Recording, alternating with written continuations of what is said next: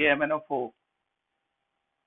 Today's our discussion is potassium permanganate. It's a very important compound. D block elements में हम basically इसको पढ़ते हैं एनसीईआरटी में. KMNO4 हमने फिजिकल केमिस्ट्री में भी पढ़ा है टाइट्रेशन में, और ऑर्गेनिक केमिस्ट्री में इसका काफी इंपॉर्टेंट रोल है. कलर इसका we can see that purple pink colour होता है बेसिकली. अगर हम इसको डिसॉल्व करते हैं तो start with potassium permanganate KMNO4. पहले सबसे इंपॉर्टेंट है इसका कलर पता होना चाहिए हम लोगों को. पर्पल होता है, पिंक कलर का, क्रिस्टलाइन सॉलिड होता है. सॉल्ट होता है परमैंगनिक एसिड, जहां पे ऑक्सीडेशन स्टेट Mn की कितनी होती है +7. तो इसलिए पोटेशियम परमैंगनेट में भी हमारी कितनी होती है +7 ऑक्सीडेशन स्टेट होती है Mn की. इसका जो मेन सोर्स है वो है पायरोलुसाइट ओर. काफी इंपॉर्टेंट ओर है.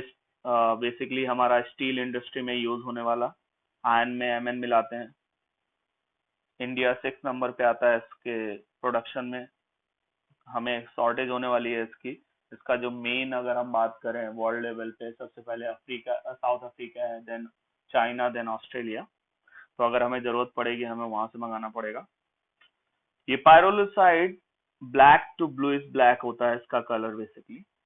तो कई जगह डार्क ग्रे भी लिखा होता है, कोई प्रॉब्लम नहीं है. Otherwise black to bluish black होता है. एमॉर्फस सॉलिड है लेकिन रॉक फॉर्म में होता है बेसिकली. कुछ इसका ग्रैनुलर फॉर्म भी थोड़ा बहुत पाया जाता है.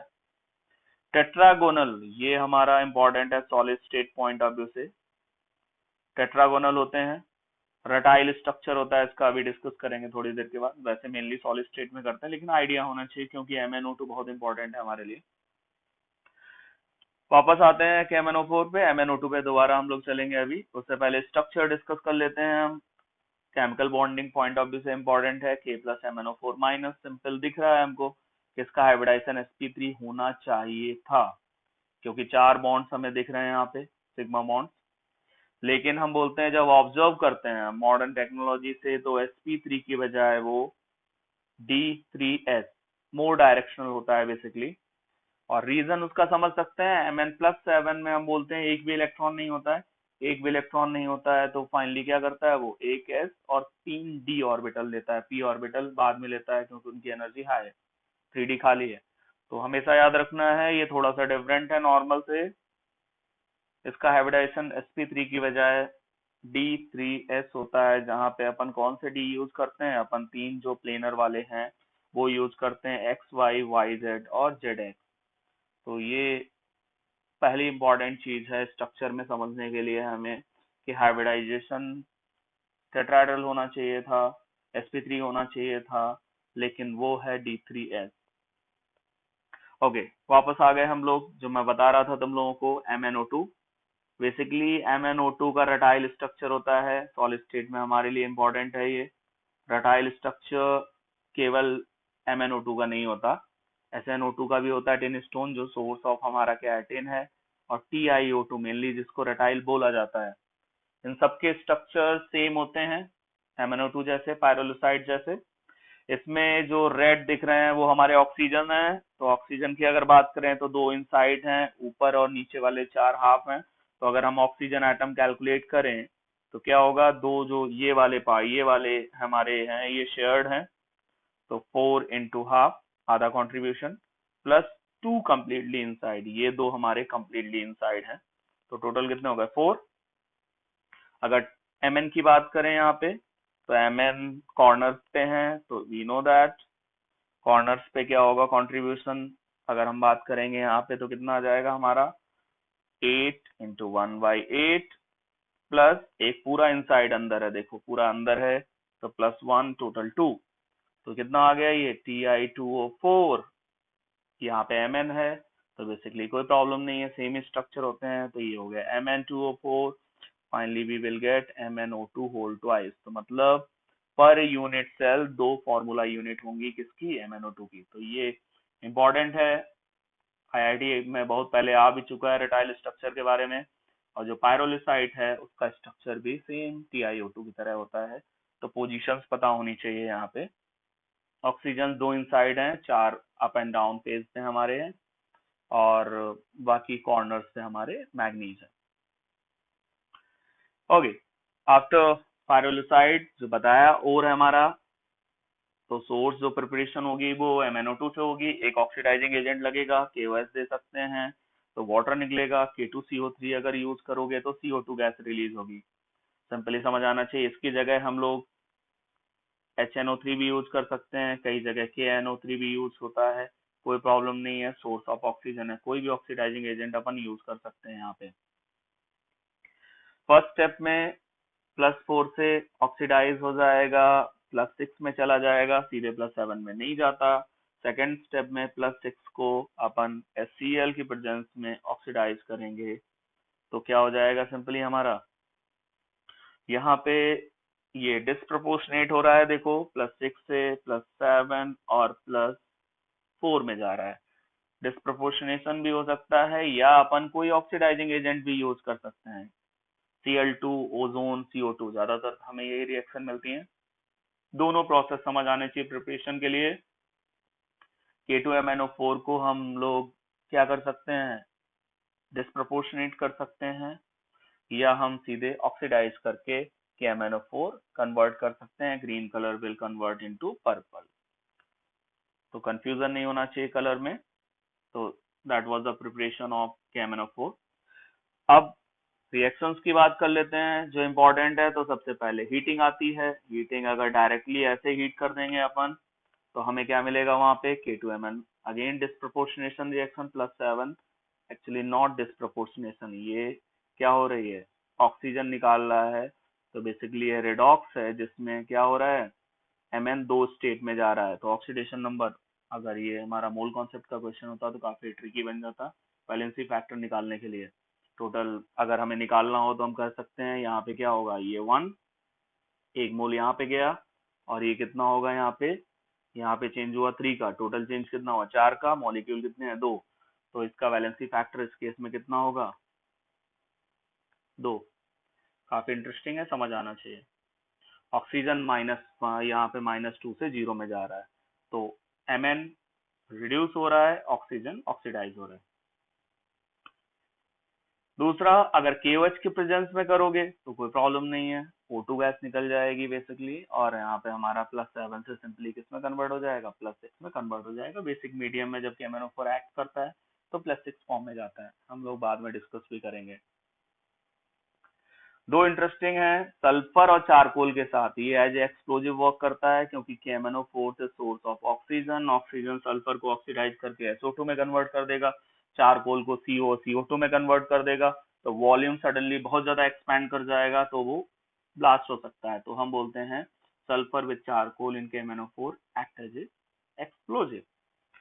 एक और चीज इंपॉर्टेंट होती है हमारे लिए, अगर हम KMnO4 के ऊपर H2SO4 डाल देते हैं तो वो जलने लगता है। इसका यूज बेसिकली हमने देखा होगा, डिस्कवरी में देखते हैं हम लोग, मैन वर्सेस वाइल्ड में, अगर कभी भी आग जलानी होती है, इवन अगर बारिश वगैरह हो रही है, तो वहां पे क्या करते हैं, सिंपली KMnO4 के ऊपर ऑक्सैलिक एसिड थोड़ा सा डालेंगे तो वो जलने लगता है। तो सोर्स ऑफ फायर, जब कभी हमें मतलब नॉर्मल सिचुएशन ना हो, तब हम इसको यूज कर सकते हैं। तो ये दोनों काफी इसके काइंड ऑफ यूजेस हैं जो हम लोग देख सकते हैं, काफी हमारे लिए हेल्पफुल हो सकते हैं। अब बात करते हैं केमिकल रिएक्शंस की, केमिकल प्रॉपर्टीज की। तो KMnO4 स्ट्रॉन्ग ऑक्सीडाइजिंग एजेंट है, एसिडिक मीडियम में भी काम करता है, न्यूट्रल में भी काम करता है, strongly basic, that's the most important part. Acidic medium में +2 में जाता है, तो 5 इलेक्ट्रॉन का चेंज, न्यूट्रल में 3 का, क्योंकि +4 में जा रहा है, और स्ट्रांगली बेसिक में हम बोलते हैं बहुत माइल्ड ऑक्सीडाइजिंग एजेंट होता है, क्योंकि एक इलेक्ट्रॉन है। तो मेनली ऑर्गेनिक केमिस्ट्री में हम लोग वेयर्स रीजेंट जो यूज करते हैं किसके लिए, एल्कीन और एल्काइन, एल्काइन की रिएक्शंस के लिए हम बोलते हैं डिग्री ऑफ अनसैचुरेशन, अनसैचुरेशन की प्रेजेंस को आइडेंटिफाई करने के लिए KMnO4 यूज किया जाता है वहां पे। तो वो डिस्कस करेंगे बाद में, लेकिन पहले अभी एसिडिक और न्यूट्रल बेसिक समझ आना चाहिए। डेटा की बात करें तो इसका जो हमारा इलेक्ट्रोड पोटेंशियल है 1.5 1 वोल्ट है, काफी स्ट्रांग है। MnO2 वाले में एसिडिक मीडियम में होता है तो 1.69 होता है, लेकिन समझ आना चाहिए एसिडिक मीडियम है तब, अदरवाइज 0.7 के अराउंड होता है। तो as compare to acidic medium, basic medium में वो वीक ऑक्सीडाइजिंग एजेंट है। अब एसिडिक मीडियम का सोर्स हमने यहाँ पे H2SO4 लिया है एसिड बनाने के लिए। अब HCl को यूज नहीं करना है, क्यों? क्योंकि वो खुद रिड्यूसिंग एजेंट है, तो KMnO4 उससे रिएक्ट करने लगेगा, उसको Cl2 में ऑक्सीडाइज कर देगा। और HNO3 भी यूज नहीं कर सकते क्योंकि वो खुद ऑक्सीडाइजिंग एजेंट है, तो KMnO4 के साथ साथ HNO3 भी रिएक्शन में हमारे इन्वॉल्व हो जाएगा, तो इसलिए इन दोनों को यूज नहीं कर सकते, तो we prefer to use H2SO4। तो मीडियम H2SO4 होगा, इस चीज का ध्यान रखना है। आयनिक फॉर्म में इस तरीके से लिखेंगे MnO4 माइनस और H2SO4 से H+। ये कुछ इंपॉर्टेंट कन्वर्जन हैं जो पता होने चाहिए हमें। Fe2+ से 3+ में सिंपल है, पता होना चाहिए। स्टैनस स्टैनिक में ये ध्यान रखना है, -2 से नेक्स्ट वाली सल्फर में जाएगा। यहाँ पे आयोडाइड I2 में, सल्फाइड +4 से +6, नाइट्राइड +3 से +5, ऑक्सैलिक में +3 से +4। तो कन्वर्जन पता होने चाहिए। MnO4 माइनस जो है हमारा वो किस में जाएगा, खुद कन्वर्ट होगा Mn2+ में, और इन सबको कन्वर्ट करेगा रिस्पेक्टिव इनके जो भी हमारे ऑक्सीडाइज्ड फॉर्म है। तो ये रिड्यूसिंग एजेंट की तरह एक्ट करेंगे और ये हमारा ऑक्सीडाइजिंग एजेंट की तरह एक्ट करेगा। तो Fe2+ Fe3+ में जाएगा, SN2+ 4+ में जाएगा, सल्फर -2 से 0 में जाएगा, ध्यान रखना है I-I2। बाकी सिंपल है, सल्फाइड है तो सल्फेट में मैक्स में जाएगा, नाइट्राइट है तो नाइट्रेट में, ऑक्सैलिक है तो कार्बन डाइऑक्साइड में, क्योंकि कार्बन की मैक्स 4 होती है। न्यूट्रल में इंटरेस्टिंग पार्ट जो याद रखना है, फर्स्ट सल्फर -2 से 0 में ही जाएगा। डिस्प्रपोर्शनेशन जो पीछे किया था हमें पता है, न्यूट्रल मीडियम में वो हो जाता है डिस्प्रपोर्शनेट, तो +2 से खुद +4 में जाएगा, मतलब +7 से +2 में जा ही रहा है साथ में। यहाँ पे हमारा जो है MnO4 माइनस MnO2 खुद भी जा रहा है, +7 से भी +4 में जा रहा है और +2 से +4 में जा रहा है, तो ये हमारा रेडॉक्स हो गया। हाइपो, बेसिकली जो हाइपो का हमारा सॉल्ट होता है थायोसल्फेट, पता होना चाहिए हमें, +2 है तो वो +6 में जाएगा। टेट्राथायोनेट में नहीं जाएगा, उसके लिए हम लोग आयोडीन यूज करते हैं। तो यहाँ पे अगर है KMnO4 है तो सीधे we will get sulphate ion. I- interesting है, I2 में नहीं जाएगा, न्यूट्रल मीडियम में हम बोलते हैं +5 में जाता है, आयोडेट में जाता है। सेम Br- भी होगा तो BrO3- में जाएगा। तो ये कंफ्यूजन, ये डिफरेंट है, ये इंपॉर्टेंट है, पता होना चाहिए कि एसिडिक मीडियम में I2 में जा रहा था और यहाँ पे किस में जा रहा है, IO3- में जा रहा है। स्ट्रॉन्ग एल्कलाइन मीडियम जो हमने बात की थी, ऑर्गेनिक कंपाउंड में ये हमारा वेयर्स रीजेंट है, 1% कोल्ड डाइल्यूट के एल्कलाइन KMnO4। ये यूज होता है डबल बॉन्ड या ट्रिपल बॉन्ड के आइडेंटिफिकेशन में।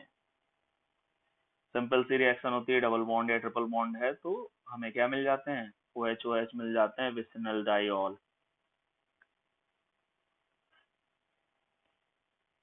एक और इंटरेस्टिंग चीज है, अगर स्ट्रॉन्ग KMnO4 है, मतलब एसिडिक मीडियम में है, तो इतना ज्यादा पावरफुल होता है कि अगर उसे हीट कर देते हैं तो वो कीटोन को भी ऑक्सीडाइज कर सकता है। मतलब कीटोन को ऑक्सीडाइज करना इतना आसान नहीं है। एल्डिहाइड्स को तो इजिली अपन ऑक्सीडाइज कर लेते हैं, RCHO से सीधे RCOH बन जाएगा, लेकिन कीटोन से, कीटोन को ऑक्सीडाइज करने के लिए हमें क्या यूज करना पड़ता है, hot KMnO4 in acidic medium. In that case हमें क्या मिल जाता है, RCOH मिल जाता है, और यहाँ पे जो भी छोटा सा हमारा पार्ट है CH2R, अगर सपोज ये बड़ा है तो हमें यहाँ पे क्या मिल जाएंगे, 2 मोल ऑफ RCOH मिल जाएंगे। तो ये भी इंटरेस्टिंग है, ये हम लोग कार्बोनिल कंपाउंड में पढ़ते हैं। लेकिन हाँ, उसके लिए हमें एसिडिफाइड KMnO4 से काम नहीं चलेगा, हमें उसको हीट भी करना पड़ेगा, टेम्परेचर भी चाहिए। अब लास्ट पार्ट डिस्कस करते हैं, यूजेस उतना ज्यादा इंपॉर्टेंट नहीं है, लेकिन आइडिया तो होना ही चाहिए कि KMnO4 को हम कहाँ पे यूज करते हैं, कहाँ पे प्रेफर करते हैं। तो जर्मिसाइड है हमारा, डिस इंफेक्टेंट है, कट जाता है, कहीं बाउंड होता है छोटा मोटा, उसको क्लीन करने में, या हमारे माउथ में जोर मतलब छाले वगैरह पड़ जाते हैं तो उनको गार्गल करने में हम लोग यूज करते हैं। उसके अलावा स्ट्रॉन्ग ऑक्सीडाइजिंग एजेंट है, तो स्ट्रॉन्ग ऑक्सीडाइजिंग एजेंट है तो हम इसको as a bleaching agent use करते हैं। वुल के लिए cotton, silk, textile fibre, even decolourization of oil, ये भी काफी इंपॉर्टेंट यूज है इसका, तो हमें पता होना चाहिए। Because of strong oxidising agent, ये सोर्स ऑफ क्या है, नेसेंट ऑक्सीजन है, तो हम इनको ब्लीच करने में, कलरलेस करने में हम लोग क्या कर सकते हैं, KMnO4 को यूज कर सकते हैं।